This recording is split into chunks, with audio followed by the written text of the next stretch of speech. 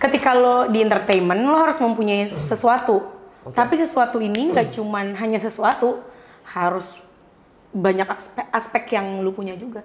Nggak cuman dari diri lo, dari universe pun harus mendukung. Tapi tau nggak fun fact-nya kenapa celana gue bikin sendiri? Kenapa? Karena kan waktu itu gue mau berubah. Ceritanya Galuh ingin berubah menjadi siapa ya Galuh nih, gue mencari jati diri gue nih. Oh dari fashion kali ya. Dulu kan gue pakainya dress gitu kan. Jadi kayak pakai super cute gitu kan. Kuncir dua, super cute apa segala macam. Bajunya warna pink, putih, biru ya kan. Gue ngerasa oh cute banget nih. Cuman kok gue semakin diledekin orang ya kan. Oh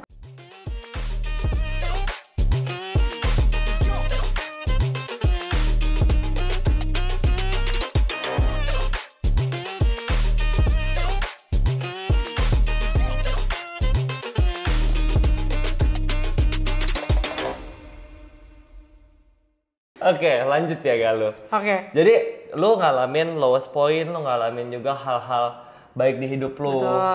Tapi lewat semua cerita di hidup lu, dan lu percaya Tuhan itu Tuhan yang baik. Menurut lu kenapa Tuhan menciptakan lu dengan konteks kehidupan yang sekarang? Lu dapet orang tua yang kayak gini, lu lahir di Kerawang, lu pernah mengemban pendidikan di Bandung, lu berhasil ikut idol sampai 20 besar, that's a great achievement ya. Menurut lu kenapa Tuhan specifically create satu sosok manusia bernama Galuh? What's the purpose? Lu pernah menanyakan itu nggak? Sudah menemukan belum? Atau lu masih try to figure it out?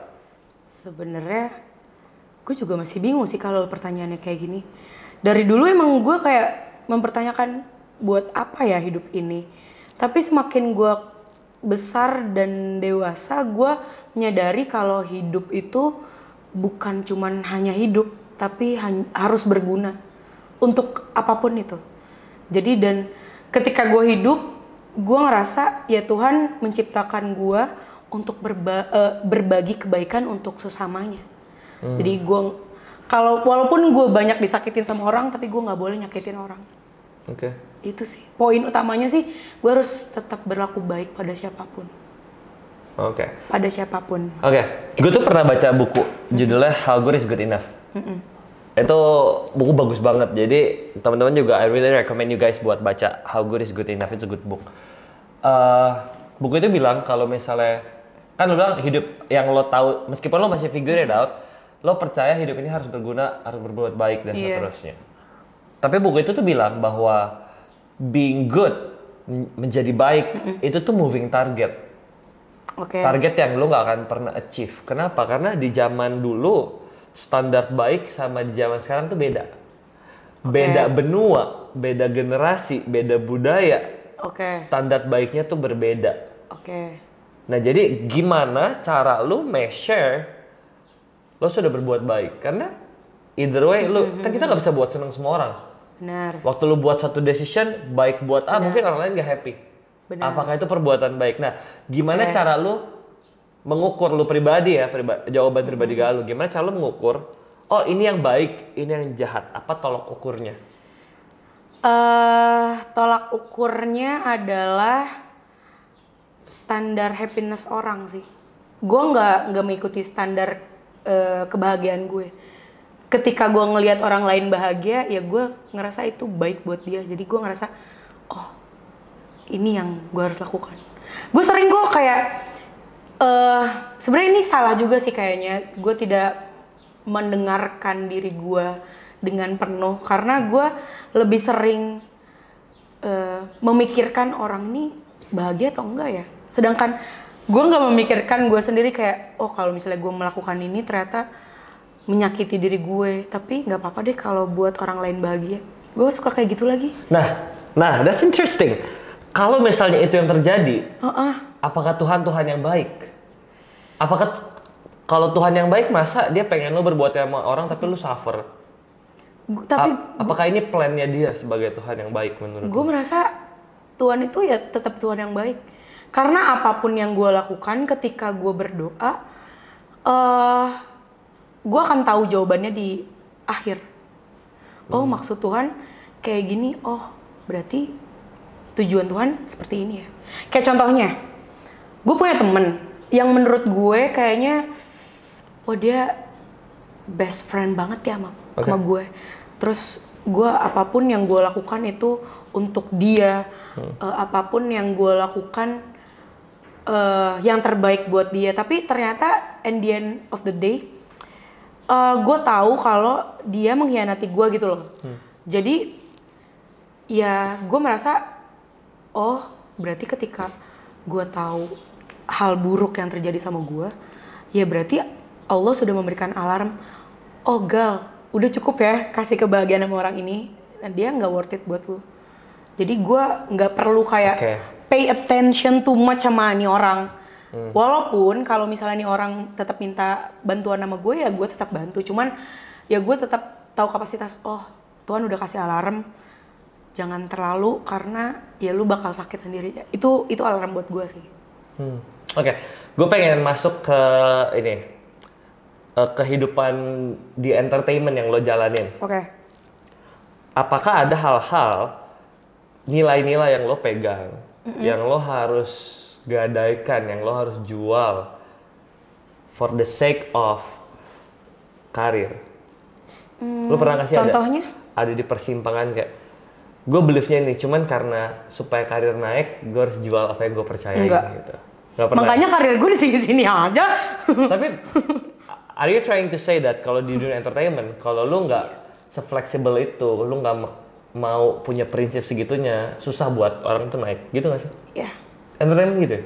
Di kacamata seorang Galuh? Menurut gue, iya. Karena ketika lo di entertainment, lo harus mempunyai sesuatu. Tapi sesuatu ini nggak cuman hanya sesuatu, harus banyak aspek yang lu punya juga. Nggak cuma dari diri lu, dari universe pun harus mendukung. Lu pernah ini nggak sih berasa nggak cukup, berasa selalu kurang, ngerasa, apalagi di entertainment ya, untuk memenuhi demand pasar, demand dari label, demand dari, ya kayak gue, kenapa sih gue selalu kurang? Gue udah coba A, B, C, D, F, G, tapi tetap kurang. Ceritain dong. Ada banget lagi. Ceritain dong. Makanya gue kan nggak lolos berapa belas kali audisi, itu kan gara-gara gue ngerasa gue nggak cukup. Dulu gue ngerasa suara gue masih jelek ya, jadi kayak pas masih kecil, gue ngerasa ya udah gue penyanyi festival aja, tapi belum ada emotionally yang kayak nyanyi itu harus indah, bukan nyanyi itu harus technical. Jadi kalau dulu tuh gue nyanyi technical. Yang kayak semua dibabat belting, belting gitu. Semakin kesini kan gue menambah value gue kayak, oh belajar nyanyi tuh nggak cuman technical. Cuman ada beberapa hal di lain technical juga yang gue berusaha perbaiki, kayak contohnya penampilan. Terus kayak dulu tuh gue di depan kamera nggak mau pakai make up karena gue ngerasa apaan sih, kan yang dinilai suara. Lah kan nggak perlu muka dilihat apa segala macam, yang penting kan suara kan. Aku ngejualnya suara, aku nggak mau segala macam. Ya anak kecil. Cuman semakin kesini gue ngerasa, oh semakin adanya penolakan, gue semakin ngerasa, oh gue salahnya di sini. Makanya gue ketika Idol kemarin, gue ngerasa kenapa gue bisa lolos, karena gue memiliki satu selling point yang menurut gue udah gue rubah dari sebelumnya. Dari contohnya dari fashion gue, dari makeup gue, dari attitude gue di depan kamera, dari attitude gue di belakang kamera juga, terus dari strategi gue, semua gue menambah value gue gitu. Dan kalau misalnya kemarin gue tidak melakukan hal itu, ya mungkin gak lolos juga. Karena sebenarnya di entertain bukan cuman hanya misalnya lu acting, bukan hanya acting lu yang bagus, tapi semua harus ditunjang. Gue pun misalnya gue nyanyi, ya bukan cuma suara lu yang bagus, semuanya harus ditunjang. Aksi panggung, fashion, makeup, attitude di depan kamera, di belakang kamera pun attitude-nya harus baik, harus humble, sopan, kayak gitu-gitu. Jalaninnya lo enjoy nggak? Apa lo capek? Enjoy. Oh, lo enjoy ya buat setiap kekurangan, lo mau improve lagi, lo bisa enjoy itu ya? Itu karena, ya karena di dalam diri gue itu, gue harus menambah value apapun dari dalam hidup gue. Oke. Termasuk dari performance gue. Oke. Kalau dari segi nyanyi gue selalu improve dan selalu pengen value-nya nambah. Terus dari segi moral pun ya gue pengen semuanya nambah lah pokoknya. Iya. Dalam kehidupan gue ngerasa gue harus tetap humble dan harus tetap belajar untuk menerima kesalahan dan belajar untuk memperbaiki kesalahan. Ya, tapi gue sepakat banget guys. Galuh nih salah satu temen gue yang super humble dan orangnya tuh bener-bener orangnya bener-bener hard work gila-gilaan. Bener-bener dia fight banget. Lo lihat orang fight banget. Bahkan pertama kali kita ketemu, suara gue habis. Iya. Jadi gue pertama kali ketemu Galuh itu di acara TV sebelah. Acara TV sebelah, acara nyanyi gitu. Anyway, gue tuh juga nyanyi kan. Nah, kita adalah berkompetisi di sana. Tapi kita semingguan nginep di hotel rame-rame gitu. Super seru, itu pertama kali kenal Galuh. Dia suaranya abis, serak juara 1 guys. Karena gue sebenarnya anaknya nggak begitu ini banget ya, nggak begitu diperlihatkan kalau gue pengen menang. Nggak ambisius. Iya betul, nggak ambisius banget. Sedangkan yang lain kan latihan. Lo cuma fokus give your best aja ya? Iya. Enggak. Betul. Karena gue ngerasa kayak, lo ngapain latihan terus, di-push nih suara lu malah abis. Iya. Sedangkan suara gue udah abis kan. Iya. Kalau misalnya di-push, ya besok kita suara gue hilang. Iya. Kalau di-push terus ya kan, mending enjoy your life bro. Iya. Terus dia juga nyoba banyak hal. Celana, oh my goodness. Celana dia bisa bikin sendiri. Dia bisa desain sendiri, bawa ke tukang jahit. Anaknya fight banget, mandiri banget. Jadi buat pria-pria single di luar sana. Tapi tau nggak fun fact-nya kenapa celana gue bikin sendiri? Kenapa? Karena kan waktu itu gue mau berubah. Ceritanya Galuh ingin berubah menjadi siapa ya Galuh nih, gue mencari jati diri gue nih. Oh dari fashion kali ya. Dulu kan gue pakainya dress gitu kan. Jadi kayak pakai super cute gitu kan. Kuncir 2, super cute apa segala macam. Bajunya warna pink, putih, biru ya kan. Gue ngerasa oh cute banget nih. Cuman kok gue semakin diledekin orang ya kan. Oh kayaknya gue nggak cocok. Akhirnya gue mencari jati diri gue. Oh kayak gini. Terus gue cari di apa namanya, di sosial media nggak ada yang jual. Ada sih yang jual, cuman size-nya terima kasih. Size-nya terima kasih banyak. Terus akhirnya karena nggak ada size-nya yang cukup buat aku, akhirnya udah gambar sendiri, bikin sendiri gitu. Kalau misalnya nggak ada yang cukup, ya kenapa kita nggak bikin cukup aja? Iya, jadi tipe-tipe orang yang selalu cari solusi. Bener. Yang nggak mentalnya nggak mental korban atau nggak mental victim. Iya, soalnya. Ya dia orang yang nggak mental victim. Gimana tuh maksudnya? Iya yang hidup gue kurang beruntung, jadi ya wajar lah gue nggak sukses, gue kurang mental victim. Iya harus diperjuangkan dong kalau hidup lo nggak sukses. Gimana mau sukses kalau lo menyerah? Oke, Galuh juga bandnya dari Bandung, fight juga hijrah ke Jakarta, ngejar daerah Senop. Ceritain dong perjuangan lu dan band gitu. Wah itu sebenarnya kayak impian banyak band di Bandung nggak sih buat pindah ke Jakarta? Gitu ya? Karena di Bandung itu kayak menurut gue ya, Bandung itu musisinya keren-keren banget. Maksudnya kualitas musisinya bukan yang sekedar gitu. Okay. Memang mereka belajar, memang mereka baik untuk memainkan instrumen gitu. Tapi menurut gue kayak apresiasi di sana tuh kurang. Jadi ya lebih oke di Jakarta sih. Dari segi apapun ya. Dari segi terutama kayak dari segi waktu. Segi waktu ya kan. waktu gitu. Jadi kayak ya impian semua musisi Bandung mau ke Jakarta. Cuman pada saat itu alhamdulillah banget kita ada kesempatan sebelum gue idol nih. Ada kesempatan kita dapat satu outlet di Jakarta yang punya cabang di Bandung. Nah mereka lagi butuh band untuk main di outlet mereka yang di Jakarta. Untungnya mereka tuh nge-provide kayak kendaraan, jadi memang pulang pergi. Satu hari itu pulang pergi dan kita pada saat itu cuma dapat satu outlet di Jakarta doang.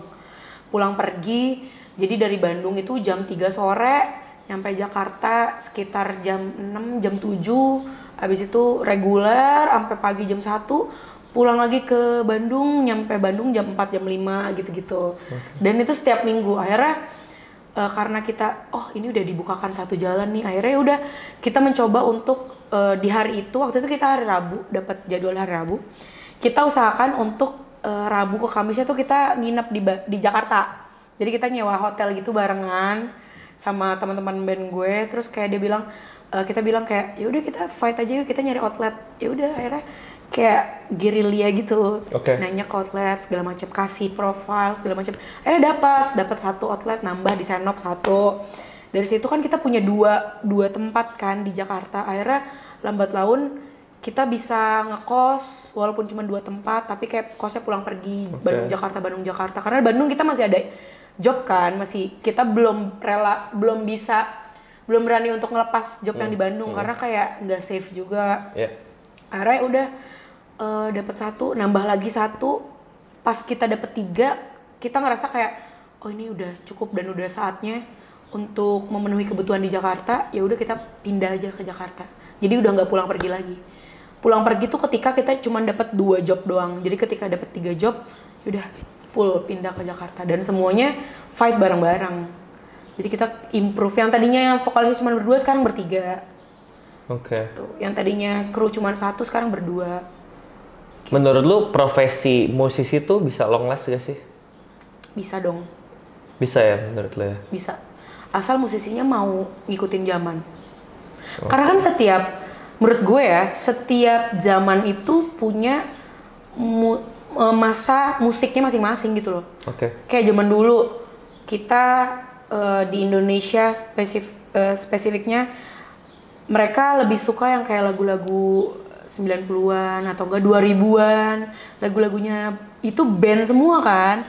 Sail on Seven, terus apalagi Naif, Naf, Hijau Daun, ST12 gitu-gitu kan. Terus makin kesini kan berubah lagi. Ada zamannya boy band, zamannya girl band. Kesini berubah lagi. Sekarang zaman-zamannya musisi-musisi folk. Folk indie gitu-gitu kan. Jadi menurut gue kalau musisinya tidak mengikuti zaman, ya udah. Kita harus tetap grow aja. Kalau Galuh bukan musisi, Galuh itu apa? Mungkin gue engineer. Engineer ya? Karena gue udah engineer sebenarnya. Lo pernah kerja di bidangnya beneran? Gue cuman ini doang sih, kayak apa ya, probation lah ya. Oke. Cuman gitu doang. Tapi gue kayaknya enggak sih, bukan di situ jalan gue. Bukan di situ ya? Iya. Menurut gue lapangan ya bisa-bisa aja, cuman kayaknya lebih nyaman di nyanyi. Karena gue udah nyemplung di 2 kaki nih, terus gue pilih gue pilih yang paling gue suka. Walaupun sebenarnya engineer juga gue suka, tapi ya gue lebih suka ketika gue menjadi musisi. Gitu. Karena menurut gue musisi lebih bebas aja, nggak ada aturan. Kayak engineer kan lo ada aturannya. Masuk kerja jam berapa, balik jam berapa. Itu hal simple. Belum lagi dalam pekerjaan lo aturannya. Kalau misalnya mau bikin jembatan, aturannya gini. Menurut SNI segini, menurut internasional begini, menurut kitab ini begini. Kita kan harus mengikuti aturan. Ya lu seniman lah ya, nggak bisa work that way. Iya, itu doang sih sebenarnya. Cuman kalau gue dipaksa untuk ya udah kerja jadi insinyur, ya gue mau. Bisa aja. Cuman nggak ada kebebasan dalam diri gue gitu loh. Iya. Lu gitu juga nggak sih? Kan lu musisi. Iya, gue musisi. Cuman bedanya apa? Cuman kan gue selain gue musisi, gue juga build business. Iya. Bedanya apa musisi sama bisnis? Menurut lo? Bedanya kalau bisnis lu mesti actually dulu harus sama-sama komit. Dulu harus sama-sama komit. Bedanya bisnis itu lu mulai melibatkan orang lain, kerja, lu mesti bertanggung jawab sama hidup orang lain. Ada tanggung jawab di situ ya. Ada tanggung jawab, jadi it's not about me anymore gitu. Bisnis. Jadi yeah. responsibility-nya jadi lebih gede. Oke. Gitu. Cuman kalau misalnya musisi udah jadi company gitu ya, nama besar gitu, itu juga udah pekerjaan orang juga sih. Udah profesional banget itu. Iya, kayak Raisa, udah banyak kan yang kerja sama dia juga. Ya mirip-mirip begitulah bisnis. Gitu kayak BTS kan juga sebenarnya nggak cuma musisi ya. It's like a company gitu. Benar. Mereka punya gedung isinya orang yang bikin merchandise bisa. It's like company brand BTS gitu. Gitu. Well, gue masih punya banyak banget pertanyaan. Cuman kita terkukung sama waktu. Jadi gue pengen lu coba encourage buat teman-teman generasi yang muda yang nonton. Lu kan orangnya fight banget for your dreams. Nah, ceritain apa yang membuat lu bisa tetap go for it, itu apa? Terus caranya bagaimana? Kenapa lu sangat percaya dengan your dream? Ya, lu bisa share and encourage mereka. Gimana ya? Sebenarnya buat diri gue sendiri aja susah, say. Masih fight buat diri gue sendiri gitu loh. Ya, tapi kan faktanya lu masih menjalankan. Nah, itu yang lu bisa. Kenapa lu masih keep going? Nah, terus. Buat teman-teman di luar sana yang mungkin masih penasaran sama mimpinya atau mungkin kayak give up sama mimpi-mimpinya, menurut gue lu tetap aja jalanin sampai lu capek sendiri. Karena sebenarnya kita juga nggak tahu kan kedepannya yang akan kita laluin itu akan sebesar apa. Karena sejujurnya dari gue kecil gue tidak membayangkan dan tidak bisa mengimajinasikan kalau gue udah sampai di titik ini. Karena semakin lo bertumbuh dewasa, semakin lo bertambah value lo dan lo semakin fokus ngejar mimpi lo, ya itu pasti akan ada jalan terbuka sedikit demi sedikit. Mau itu cepat, mau itu lama, itu tergantung waktu kalian aja sih sebenarnya. Tuhan itu udah kasih waktu dan path-nya masing-masing. Jadi kita harus jalanin apapun yang membuat kita seneng. Pesan gue satu, cuman ya lu lakuin apa yang lu seneng biar lu gak gila. Terus lakuin apapun yang pengen lu perjuangkan, lakuin aja. Karena semakin lu lakuin, semakin lu lupa seberapa jauh perjalanan panjang lu. Dan lu akan ngeliat ke belakang kayak, udah jauh juga ya perjalanan gue. Terus lu udah lihat di masa sekarang kayak, loh kok udah nyampe sini ya? Gitu aja.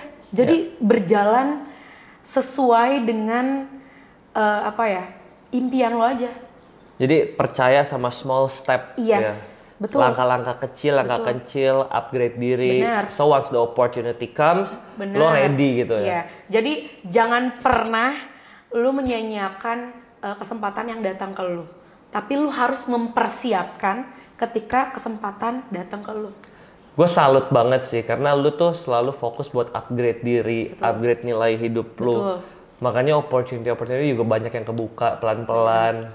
Benar. Dan gak usah compare ya sama kesuksesan orang lain ya. Benar, gak usah lihat kalau misalnya gue compare sama teman-teman gue yang baru nongol tiba-tiba meledak, ya itu juga bikin sakit sih. Cuman kan kita nggak tahu struggle apa yang dialamin oleh teman-teman gue yang karirnya udah di atas. Ya kan? Jadi udah kita jalanin aja. Menurut gue kita harus mempersiapkan diri dengan apapun perjalanan yang akan kita hadapi ke depannya. Jangan sampai ketika kesempatannya datang, lo belum siap. Jadi lo harus persiapin diri dulu, apapun value hidup yang bisa lo ambil ya lo ambil. Lo isi dulu diri lo dengan semua ilmu yang bisa lo dapat. Ketika kesempatan datang ya lo udah ready. Jangan sampai lo malu sama ketidaksiapan lo itu. Jangan sampai lo tetap menuntut, aduh gue gak ada kesempatannya, gue gak bisa begini. Tapi ketika kesempatannya datang, nih ada kesempatan ini, lu belum ready. Gimana? Ya lu harus siap dulu dengan kesiapan lu, tambah value, isi dengan ilmu, terus jangan sombong, tetap belajar, itu aja sih. Tetap berserah diri sama Tuhan. Tuhan nomor satu, tetap berdoa, karena apapun yang kita laluin selalu ada Tuhan. That's right, selalu libatkan Tuhan. Betul. Well, teman-teman, jadi Gua sendiri sangat inspired dari ceritanya Galuh. Thank you so much udah cerita perjuangan lo. Dia sangat faithful sama komitmen dia mencapai mimpinya, upgrade diri, terus humble, nggak jahat sama orang dan seterusnya. Ya gue percaya sih lu bakal jadi big star one day sesuai mimpi lu. I believe that karena attitude lu sangat bagus, sangat oke. Well, everyone, Galuh, let's close this. Thank you so much sudah datang ke BTS. Terima kasih banyak. God bless you. Terima kasih banyak. See you di episode-episode berikutnya. Bye-bye.